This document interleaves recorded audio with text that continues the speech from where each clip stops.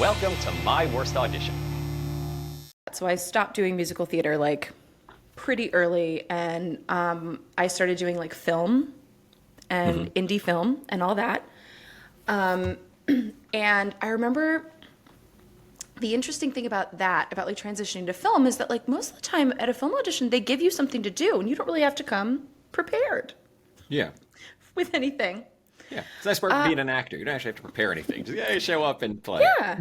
They give you a scene, like sometimes you get it in advance, sometimes you get it right there, whatever. They give you like 15 minutes to go over it. You go in the room, you read it. It's all good.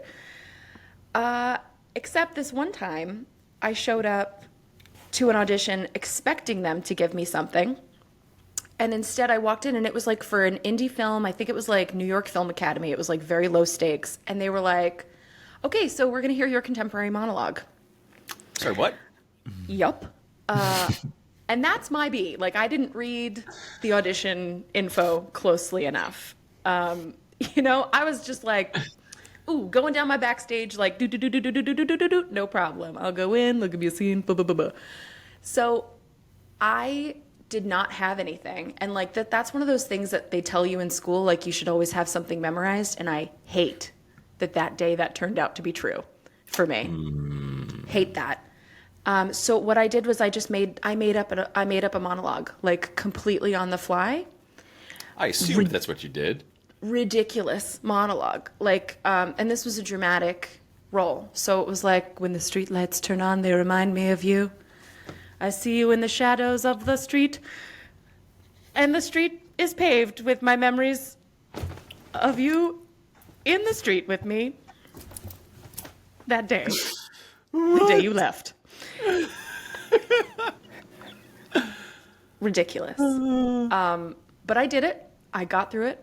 The director looks me in the face and goes, "That was really great. Could you do it one more time, but more pensive?"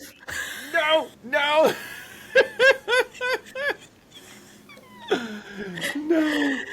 Spoiler alert, I could not. I tried. So I was like what did I just, the street lights remind me of your feet. She knew. She knew. Oh, that's great. Yeah, Yeah. it sounded like a piece of prose that like a 12-year-old girl would come up with trying to sound poetic. It's Oh my brilliant. God. Yeah, it was like straight from my diary, Dear journal, the streetlights remind me of Tommy again. His love it buttery so much. skin. His buttery skin. Oh, it's so good. It's But so again, good. that confidence, can kill you a little bit. There is. I'd like to think I would just cast you on the spot. I'd like to think that I'd be able to pick out the fact that, oh, she's funny. I like her. I'm going to find something for her. I don't know if I would, but I'd like to think that I'd be able to spot that. That's why I'm here today, Gary, because you understand me.